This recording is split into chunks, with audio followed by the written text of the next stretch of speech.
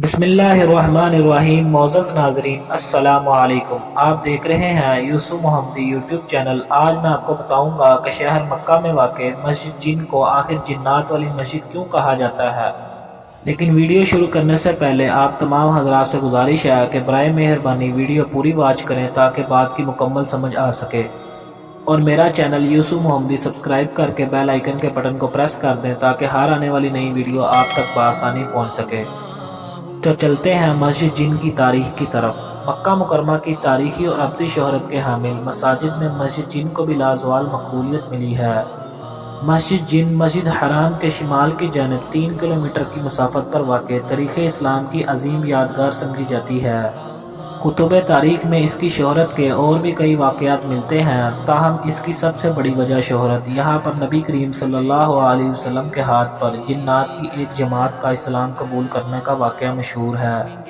العربیہ news channel کی من الحرمین شریفین کے عنوان سے سلسلہ وار خصوصی رپورٹ میں مسجد جن پر روشنی ڈالی ہے۔ رپورٹ کے مطابق مسجد حرام کے شمال میں 3000 میٹر کے فاصلے پر جہاں آج مسجد الجن واقع ہے، جنات کی ایک جماعت نے حضور صلی اللہ علیہ وسلم کے ہاتھ پر اسلام قبول کیا اور نبی کریم صلی اللہ علیہ وسلم سے قرآن پاک سنا۔ اس موقع پر آپ صلی اللہ علیہ وسلم نے جنات کے سوالوں کے جواب دیے۔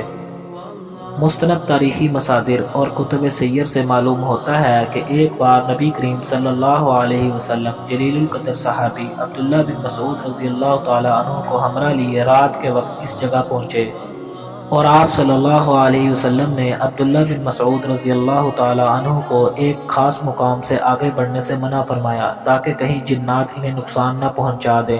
پھر آپ کی ملاقات جنات کے ایک گروپ سے ہوئی جنہوں نے اسلام قبول کیا، اور آپ صلی اللہ علیہ وسلم سے اسلامی تعلیمات حاصل کرنے کے بعد واپس چلے گئے۔ قرآن پاک کی سورۃ الجن وحی اور اسی واقعے کے تناظر میں نازل ہوئی۔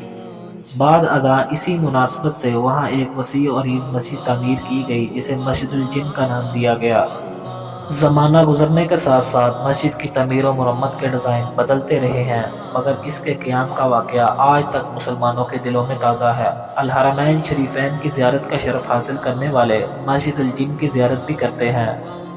ماہ سیام میں یہاں افطار کا خصوصی انتظام کیا جاتا ہے، جہاں دنیا بھر سے آئے زائرین اور معتمرین عقیدت و احترام کے ساتھ اس مسجد میں حاضر ہوتے، عبادت کرتے اور افطار میں شرکت کرتے ہیں۔ مزید اس طرح کی اسلامک انٹرسٹنگ، انفارمیٹنگ اور نیوز اپڈیٹس کے لیے میرا چینل یوسف محمدی سبسکرائب کریں۔